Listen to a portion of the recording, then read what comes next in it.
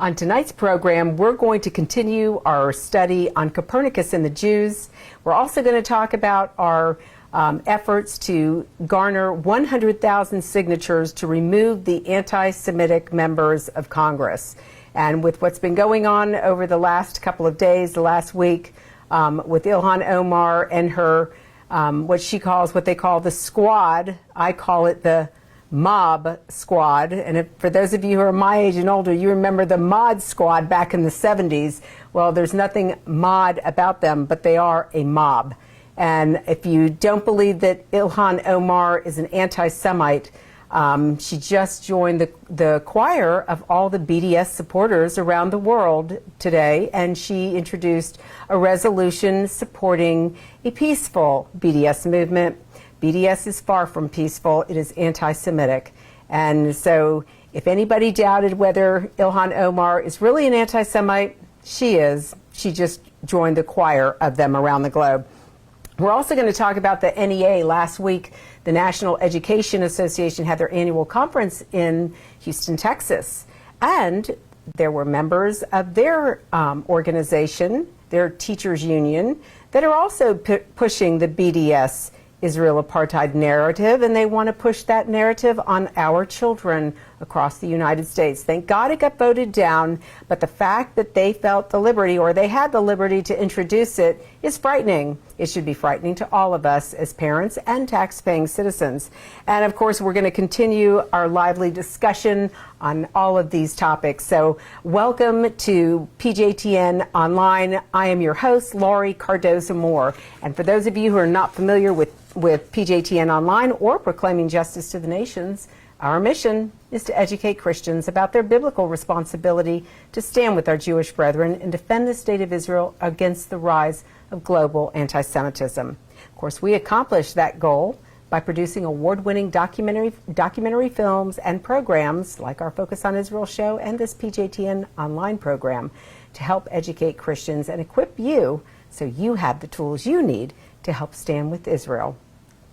I also want to just remind you that we developed this program, we produced this program with you in mind, because I hear from Christians all over the world and members of the Jewish community too, who have questions about our programs, what they're learning, the content, and so we want to hear from you. So if you have a question or you want to make a comment tonight, I am going to go back to see if anybody has any questions. We get shout outs from all of our loyal viewers, but we'll have that opportunity right here on Facebook. So send us a question or make a comment and we'll share that as we get further on in the program this evening. But we created it set for you, so this is your engagement tool with me at least once a week, and hopefully it'll be more often. I want to thank those of you who've been patient.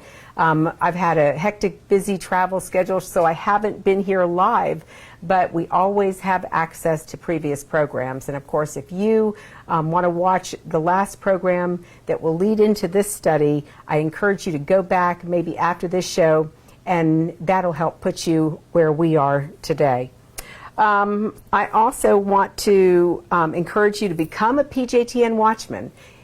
We use social media right now, but we're losing our freedom with social media. We see what's happening with Google, with Facebook, with Twitter. We're being silenced, we're being minimized, the algorithms change, and we're not reaching the people that we used to reach. One day, I'm not going to be here, folks. So I want to encourage you, if you're not receiving our emails, that is going to be the only way you're going to be able to communicate with us. We are building a platform where we will have a media protocol platform where all of our videos will live. That way we won't be manipulated by YouTube, who decides to silence programs that it doesn't quite like that we're communicating about or issues we're talking about. So again, go to pjtn.org, sign up to get on our mailing list so that you can share our emails also with family and friends. And I want to encourage you to become, as you become a PJTN Watchman, if you'll support our efforts, just $20 a month to help us to keep programs like this, to help us launch the campaigns, the media efforts that we are doing, to launch this initiative to remove Ilhan Omar and Rashida Tlaib, and I call her the Sephardic traitor, Alexandria Ocasio-Cortez, because she professes to be a Sephardic a descendant of Sephardic Jews, but she sure doesn't act like it because she's willing to throw them under the bus. But anyhow, so we need your financial support to continue our incredible efforts. Also, as a watchman, we need for you to stand watch in your community. If you see an anti-Semitic incident going on, or you hear about something in a school, or you get content, your child comes home with a textbook or curriculum that is anti-Semitic, we want to hear from you. We want to help mobilize you in your community and give you those tools to address these issues in your community.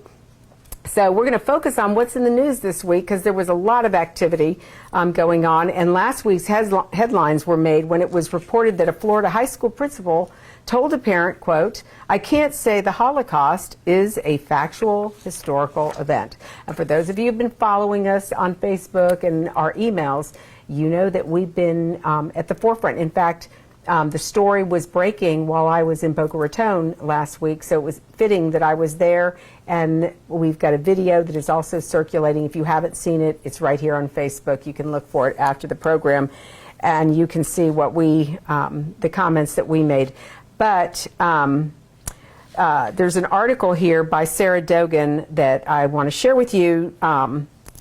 She wrote that the principal of a public high school in Palm Beach County, Florida, which is actually in Boca Raton, was removed or has been removed from his position after it was revealed that he questioned the factual existence of the Holocaust in an email to a parent and defended the right of Holocaust deniers not to have lessons on its atrocities forced on them. He was a principal at Spanish River High School in Boca Raton. There are as many as 2,500 students. Most of them are Jewish. This is interesting. But when the mother of a student, what happened, the mother of the student emailed the principal in April of 2018, so this is over a year ago, asking routine questions about how the school planned to ensure that students were educated on the topic of the Nazi Holocaust, in which 6 million Jews and many others were systematically slaughtered. And the principal's response came as a shock to her. The article goes on to say that the principal stated that the school does conduct, quote, a variety of activities for students and parents on the subject of Holocaust education, including a school assembly and a special day's lesson for 10th graders. So far, so good. But Latson went on to state that these lessons are, quote, not forced upon individuals, as we all have the same rights, but not all the same beliefs, close quote. This is a principal talking about a factual event in history. He went on to explain, and he explained that, quote, we advertise it to the 10th grade parents as there are some who do not want their children to participate, and we have to allow them the ability to decline. Ladies and gentlemen, let me tell you something about Florida law. There is a Florida state statute that requires Holocaust education in elementary, middle, and high school. It is not optional. It is by law. It is required by law. And this principal obviously doesn't know Florida law, but he's the principal. He's the chief administrator of this high school. And he doesn't know that it is that by law he has to teach this. It has to be taught in all of these grades. But of course we are hearing from parents that the information is not getting to the children, and there are kids who are actually saying that. She wasn't, in fact, the parent wasn't really sure whether she heard this principal correctly, so she emailed him and stating, quote, the Holocaust is a factual historical event. It is not a right or a belief, close quote. So she wanted to make sure she had the facts right. Astoundingly, the principal disagreed. He said, quote, not everyone believes the Holocaust happened, he wrote, and you have your thoughts, but we are a public school, and not all of our parents have the same beliefs. This is unbelievable, ladies and gentlemen. This isn't talking about the Arab-Israeli conflict, who has rights to the land, who doesn't. This is talking about an event in history that was one of the most catastrophic events to mankind in the last 100 years. And this guy either he doesn't know that, or he has been fed a spoonful of propaganda and is reciting the same garbage the Holocaust deniers say. And it makes me wonder, who is this principal listening to? Where is he getting his information? Why doesn't he know Florida state law? Well, you know that we put out a press release calling for this man's complete removal. He needs to be fired. And the last I heard, he was dismissed. He was reassigned to a desk job somewhere within Palm Beach County schools. And his contract is actually supposed to be renewed by the school board on July 26th. They don't need to wait till July 26th. He needs to be fired immediately. So, ladies and gentlemen, it's stuff like this. You know, I find it interesting that this parent knew to call or contact the school to find out what Holocaust education was being provided for the students, because she's been working on this. The article goes on. She's been working on this for several years to make sure that there is adequate information, because there is a movement afoot, ladies and gentlemen, because of Common Core, Pearson Publishers. You all know, if you've been following me, you know that Pearson Publishers is behind Common Core, and they have minimized the Holocaust in our children's education. We barely teach it. I've had an AP history teacher who has told me that her AP U.S. history book has one paragraph, 3 or 4 sentences dedicated to the Holocaust. That's it. So our best and our brightest students, AP students, are only getting a paragraph of the Holocaust. This is not just happening in Palm Beach County. This is happening all over the country, ladies and gentlemen. So if you are watching this program and you have children in the school system, or if you're a tax-paying citizen, you can very easily contact your local school, call your principal, and find out what Holocaust curriculum or education your children or the children in your community are receiving.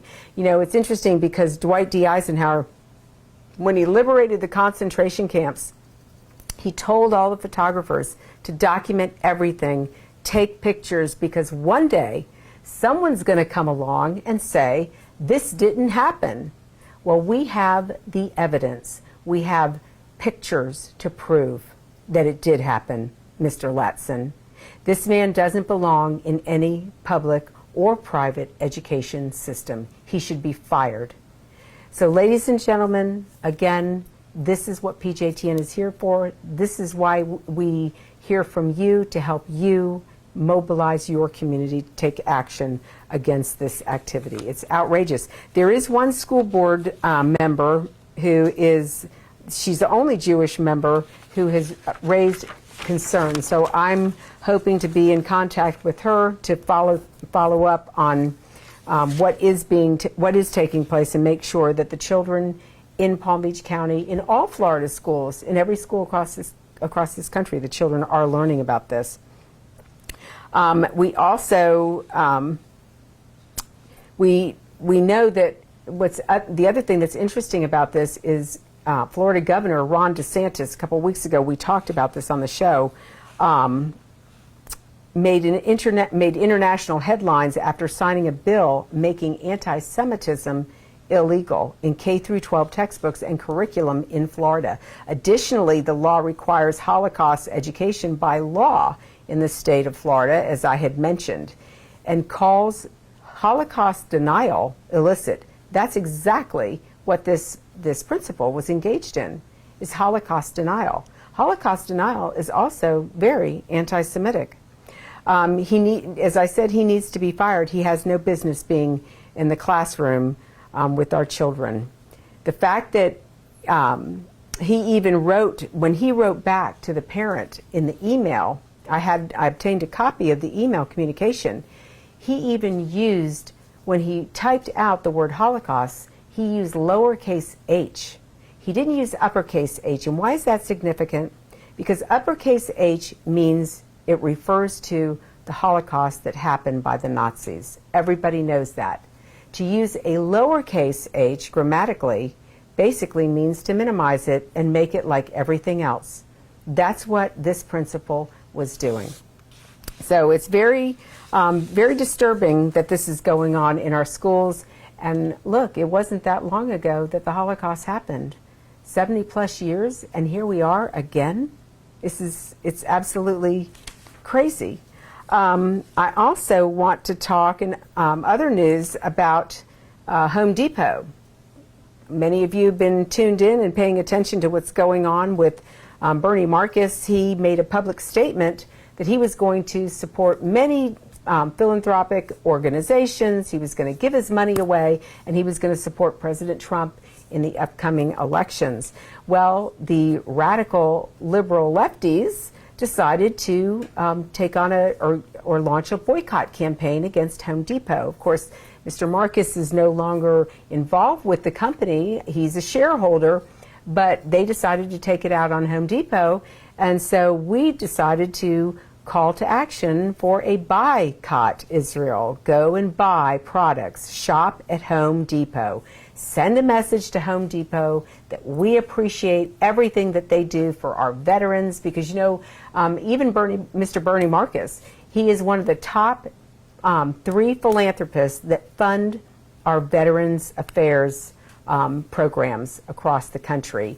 Home Depot helps train veterans that come back to give them jobs so that they can, become part of society again after coming off of the battlefields or coming back from being, somewhere else, being in the Middle East or wherever they're stationed around the globe. But he has been committed and dedicated to taking care of our guys and our gals who risk their lives for us every day to defend our freedom. So we, of course, are calling on all of our PJTN watchmen to launch a boycott campaign to shop at Home Depot.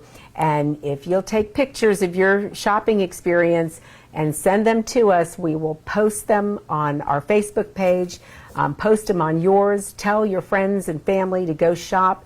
That way we increase resources, we increase the revenue for Home Depot, and that way Mr. Marcus and Home Depot can give away more money to more worthy causes. So anyhow, it's very important. But they didn't just target Mr. Marcus in his philanthropic giving. There was another philanthropist, Mr. Fallick, Simon Fallick, and he is the owner of Duty Free America stores. And because they give their money to support Israel and pro-Israel causes, they've been targeted for boycott too. So for those of you who are watching the program and you travel internationally, go into a duty-free shop, or if you're traveling and they offer you duty-free on the airplanes, go in and shop and purchase products knowing that when you spend your money in duty-free America, that money is going to go back to Israel to stand to help support Israel, to protect our Jewish brethren, to defend the state of Israel. And it's a great way for us to be able to give back and support such an important initiative. So, so we'll see what other organizations we're going to mention, and we're going to encourage our watchmen to help support.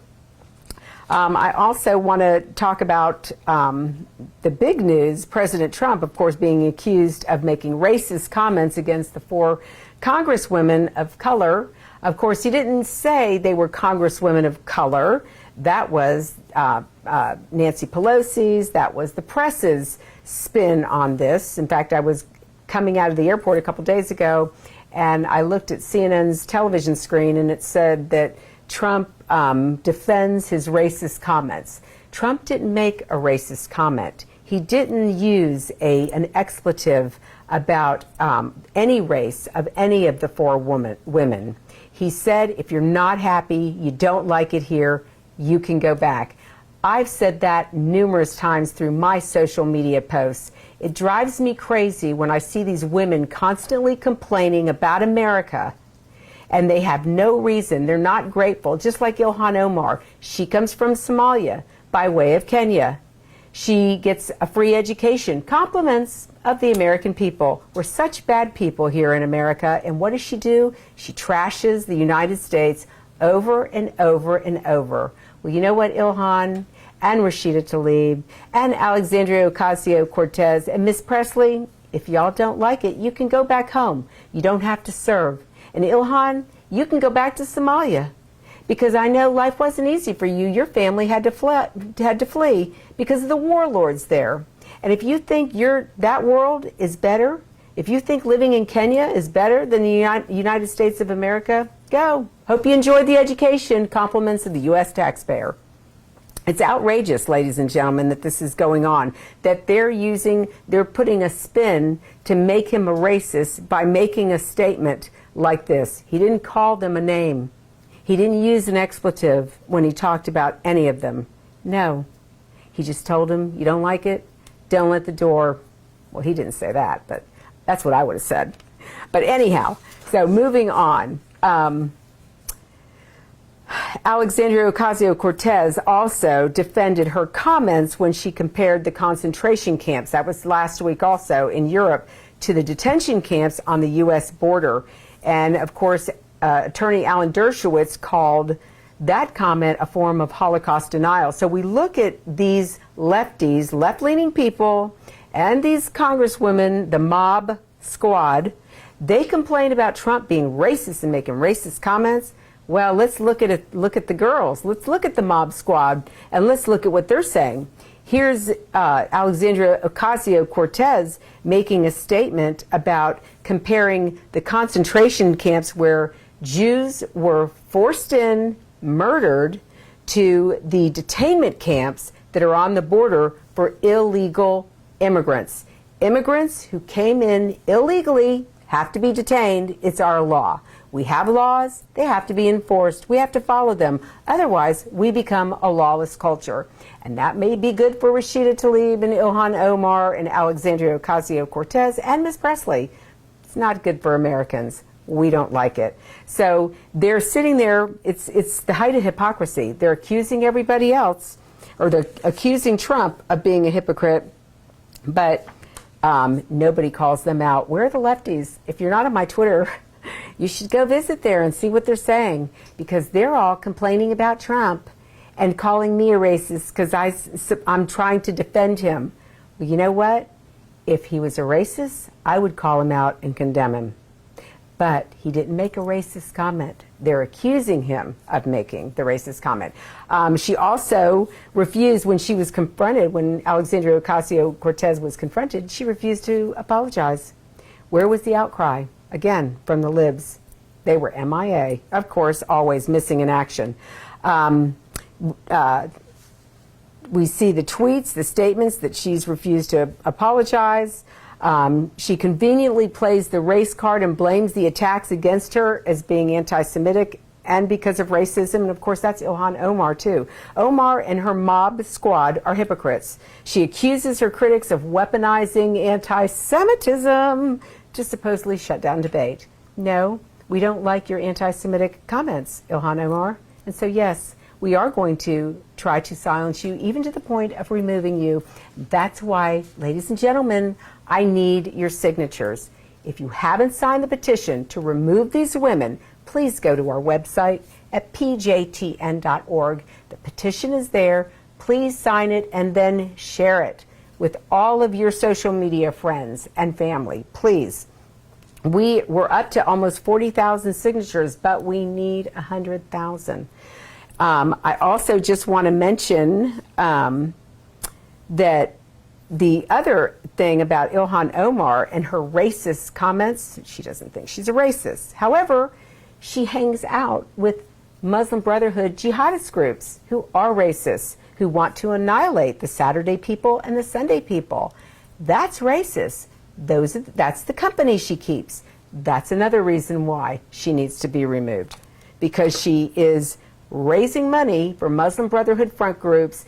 We used to call that sedition and treason because she is aiding and abetting. She's a sitting member of Congress. She is aiding and abetting the enemy. So yes, she needs to be removed, and she needs to be arrested and tried. I'm just saying, let's enforce our laws, folks.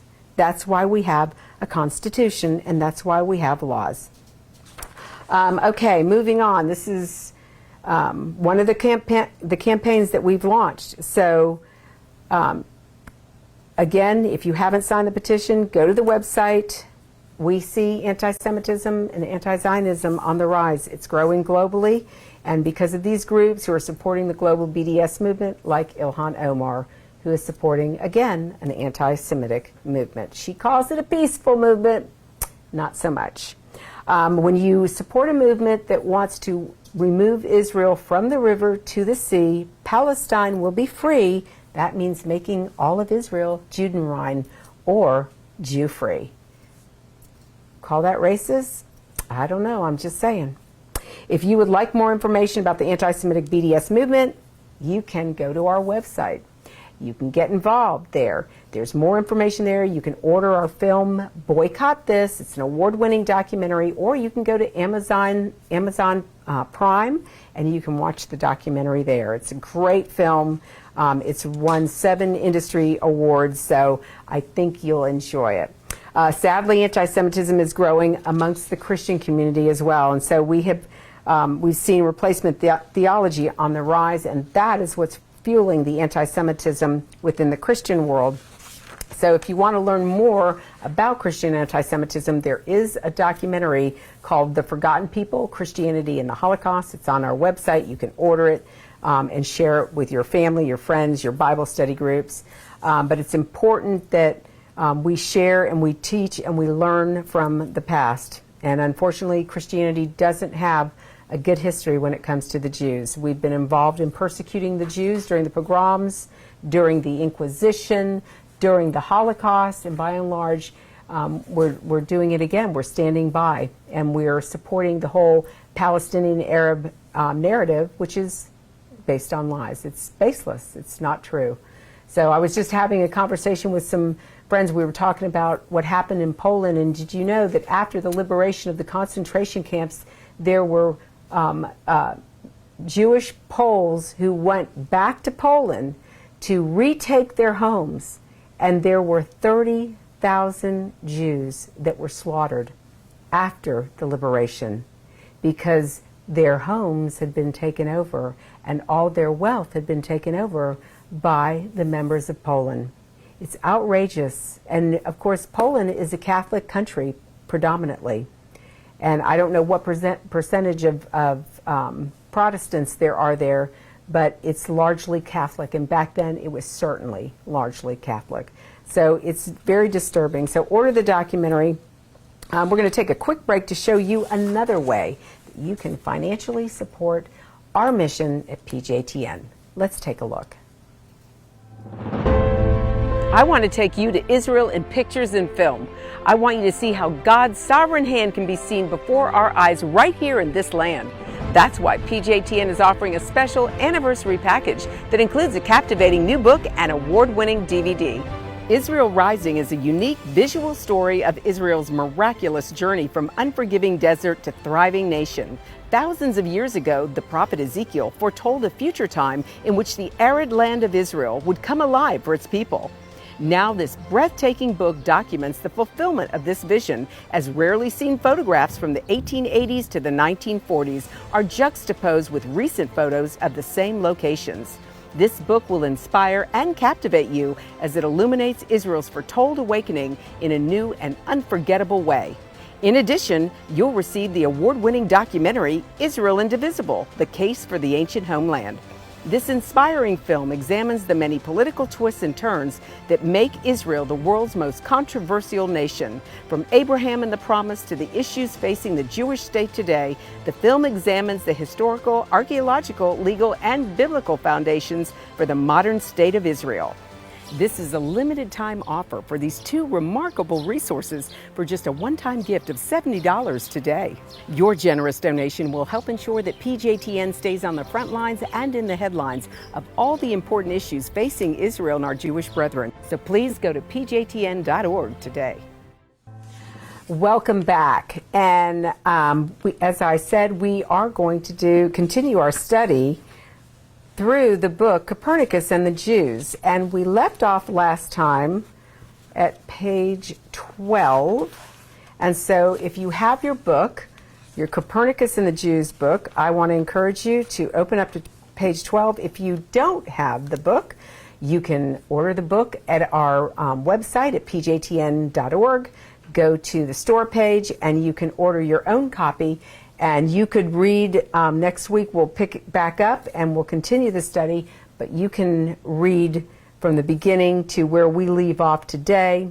And if you go back and watch the previous programs, you'll hear my commentary also with regards to the content that we were reading. So I want to encourage you all to join me or just listen as we go through Copernicus and the Jews and why we're doing this important study.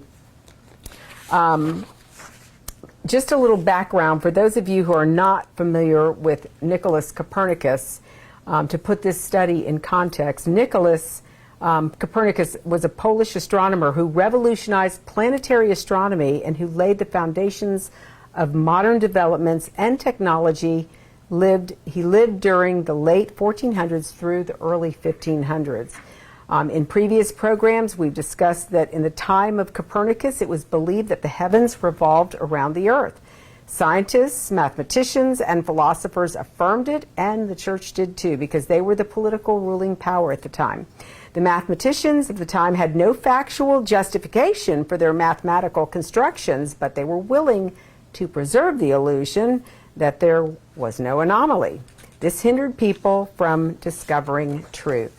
And Copernicus, Daniel Gruber, in his book Copernicus and the Jews, makes the argument that just as the church was wrong during the time of Copernicus about the centrality of the universe, so the church is wrong today with regards to the centrality of the Jews, of Israel, in God's plan.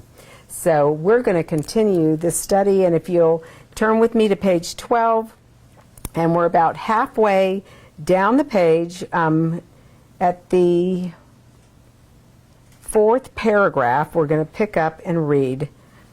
So Marina Tsvetaeva, a Russian poet, grasped at this in her poem, Yevaram, which means to the Jews. In Russian, the title is the same as that of the biblical letter that is usually called Hebrews in English. Here are a few lines from the poem, and this is what Marina wrote. To the Jews, in any one of you, Christ speaks more strongly than in Mark, Matthew, John, and Luke. With the last of your sons, O Israel, in truth we will have buried Christ. Tsvetaeva was saying that by their very existence, the Jewish people declare God's glory and his redemptive purpose in the earth. They declare who Christ is and why he is in a way that no Christian theology can match. And if the Gentiles were to succeed in burying the last of the Jews, they would only have succeeded in burying Christ. He does not live without them. There is no Christ without Israel, or more correctly, there is no such thing as a Messiah without Israel. He lived in this world as part of Israel. He gave his life as part of Israel, and he will return as part of Israel. By definition, Messiah is the King of Israel, representing, defending, and ruling over his people. His life is in his people, and the life of his people is in him. Coming from the Russian tradition, Marina did not seem to realize that Mark, Matthew, and John are Jews, and Luke, if he was not a Jew, and it is by no means clear that he was not, received from Jews all that he wrote. They spoke through him. If these are allowed to speak as Jews, then it can be said that Christ speaks as loudly through them as through the rest of his brethren.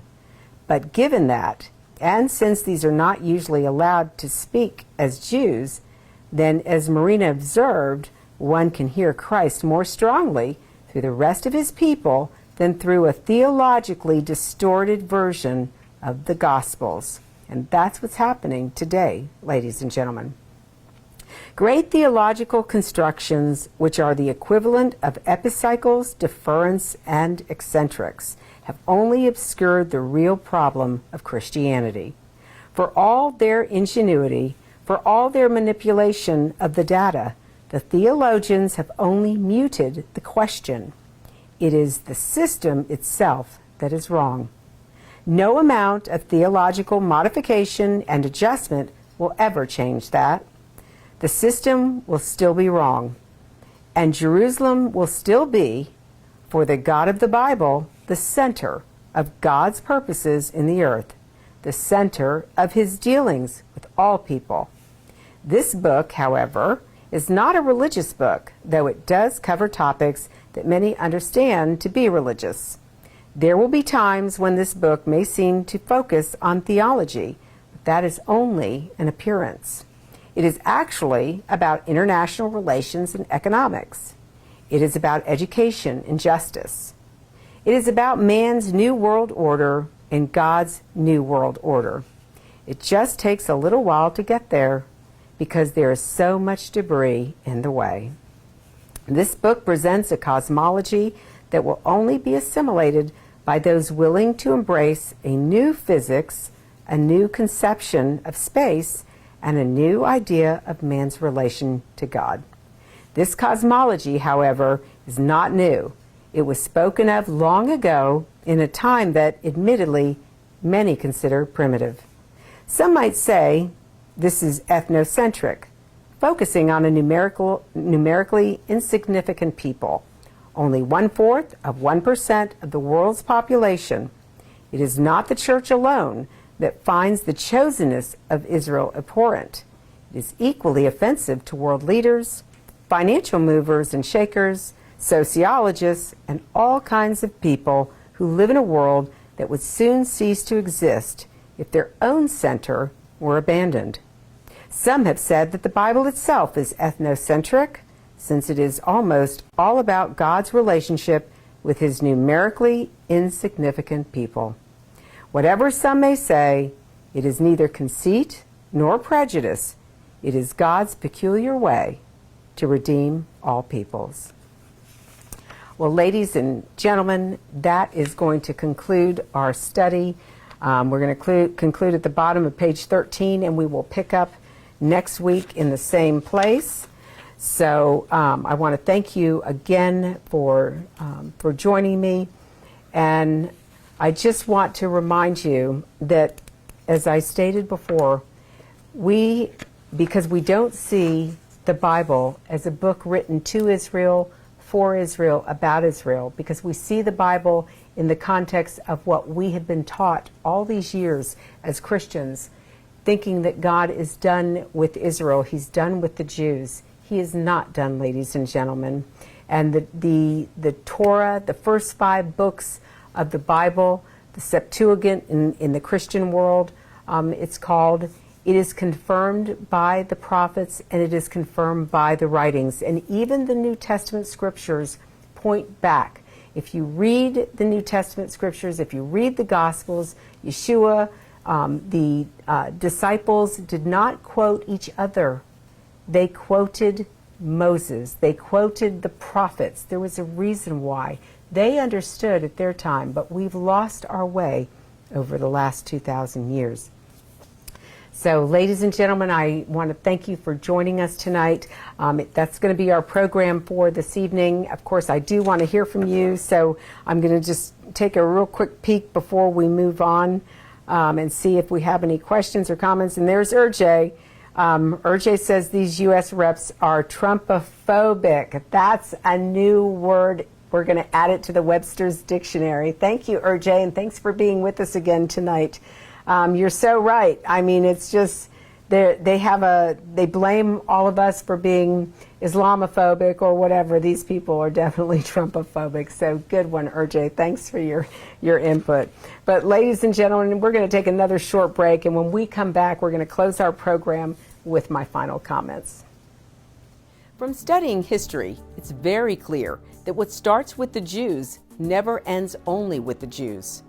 We must strongly stand against any anti-Semitic trends, for if not stopped, they'll cause harm to all of us, and we'll witness the downfall of our Judeo-Christian Western culture. Today, many people say there's no longer a need for a Jewish state, that Jews around the world no longer need a place of refuge. But anyone who has heard recent statistics about the worldwide rise in anti-Semitism would never make such a claim. The reality is that neo-Nazi groups and Nazi sympathizers are increasing around the world. Surveys show that over 1 billion people in the world harbor anti-Semitic attitudes.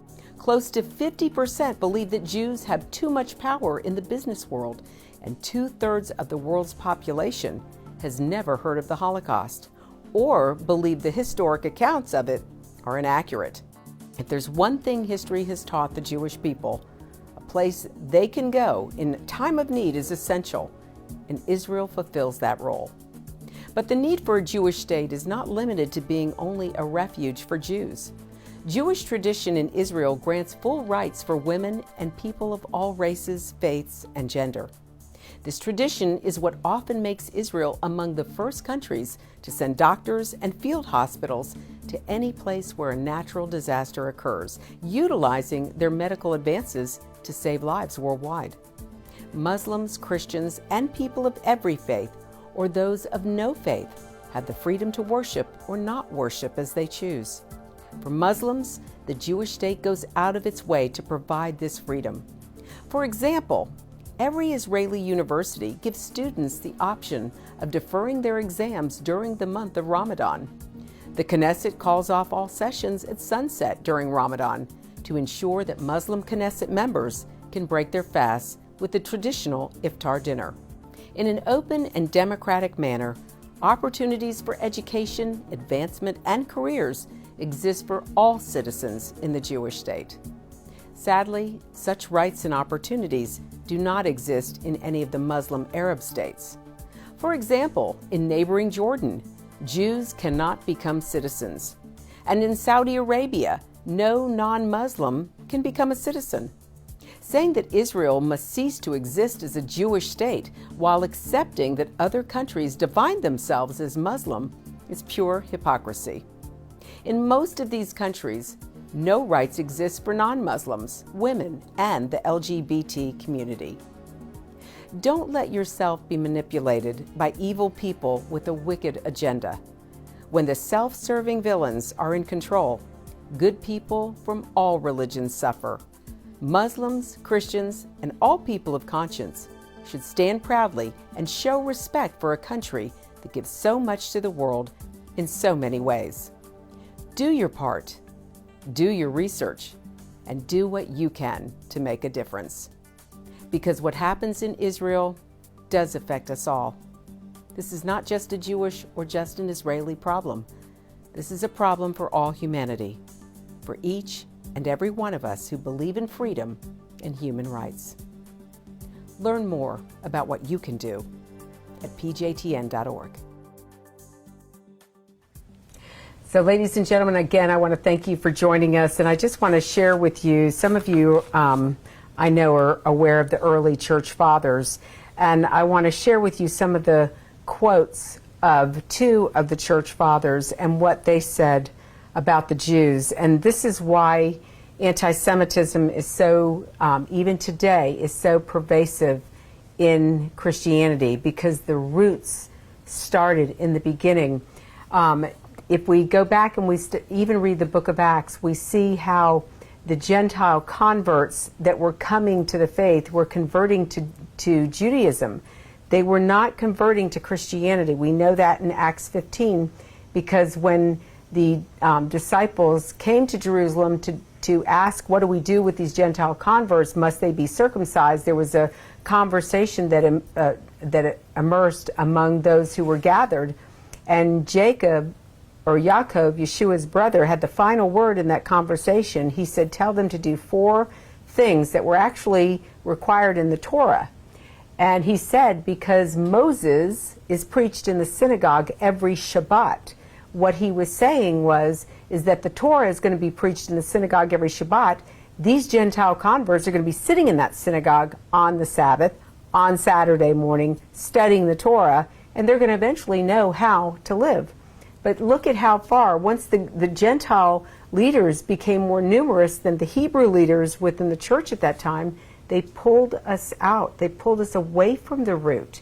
Paul talks about that in Romans, that we do not support the root supports us. We are grafted into that sap, that good tree. And unfortunately, we don't know what that means, and that's why we have to put it in the context of the Hebrew roots. But here's what John Chrysostom, one of the early church fathers, said, quote, "The Jews say that they hope to see their city restored. No, they are mistaken. The temple will never rise again, nor the Jews return to their former polity. He whom you crucified did afterwards pull down your city, scatter your people, and disperse your nation throughout the whole world."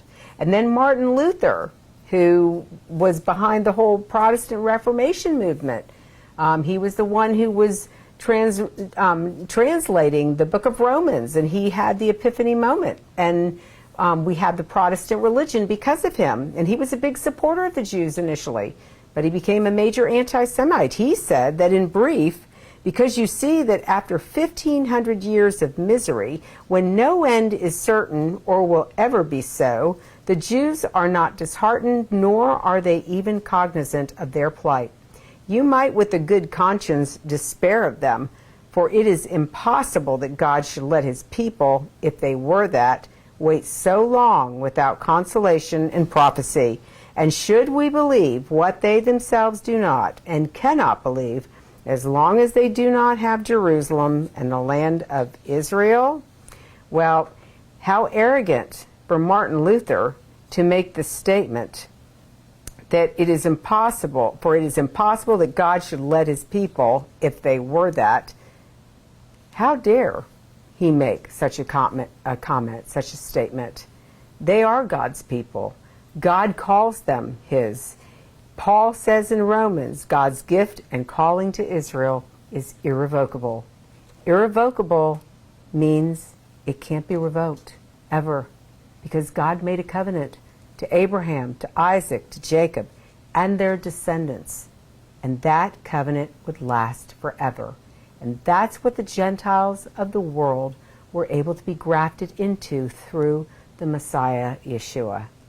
So we owe a debt of gratitude. We have our Bible because of the Jews. And throughout history, we have persecuted the Jewish people because of hatred, because of jealousy, and ignorance, unfortunately. Many Jews have had to suffer and pay with their lives. So I hope you enjoyed our program, and I want to just encourage you to please remember to pray for Israel, pray for our Jewish brethren, especially as we're watching the rise of anti-Semitism again. It's out of control. It's unbelievable that I never thought in my lifetime I would live to witness what we're seeing happening, especially in our halls of Congress and our government. We're reminded in Isaiah 62, verses 1 through 6, to pray for the peace of Jerusalem, that those who love you will prosper. And I just want to remind you also, if you have prayer requests, as you're praying for Israel, we want to pray for you. So please send us your prayer requests at comments@pjtn.org and let us pray for you. We've got a team standing by 24/7 to lift up the needs of this organization and all of our PJTN watchmen. I also want to just remind you, remember to like us on Facebook. We're right here, right now. And don't forget to share. Get on Facebook and share our articles. Push them out. Like them. Help us to educate your sphere of influence. And you can also follow us on Instagram and Twitter. As I mentioned, there's lively discussion going on Twitter. So if you if you're on Twitter, I encourage you to follow at PJTN, all caps, and see what's going on and join in the battle. It's lively discussion there. Some not so nice, and a few expletives, but that's the type of people, that's the hatred that these people have for Israel, for the Jewish people. So also, and for our president. Also, don't forget, we have our PJTN TV page on YouTube. If you have not subscribed yet, please go to YouTube and subscribe to our PJTN TV page. There's plenty of videos to watch there. We're posting new videos every week. So there's constantly more information being provided and plenty of tools and information there that you can share with your family and friends also. You can also share those links to those shows and push them out. And don't forget to sign our petition to demand the removal of the mob squad. Get that? Mob squad. I'm going to get on social media after this and I'm going to push that out there. It's time to remove Ilhan Omar and her mob squad. So I want to thank you again for joining us this evening. God bless you. And thank you so much for all you do on behalf of our Jewish brethren and for the state of Israel. And we, God willing, will see you next week right here at PJTN Online. Good night. To support this program, send your tax-deductible gift to Proclaiming Justice to the Nations, P.O. Box 682711, Franklin, Tennessee 37068. You can also support PJTN online. Visit pjtn.org or call 1-877-873-9020. Anti-Semitism has reached epic proportions, and Israel is now surrounded by nations who seek its destruction. For Israel to lose just one battle would mean losing everything. As Christians, it is our biblical responsibility to stand with our Jewish brethren and Israel. PJTN needs your help to reach more Christians with this urgent message. Please visit our website to become a member today and order our award-winning documentaries. You must decide that you won't be silent. Sign up now at pjtn.org. God bless you and thank you for your support and prayers.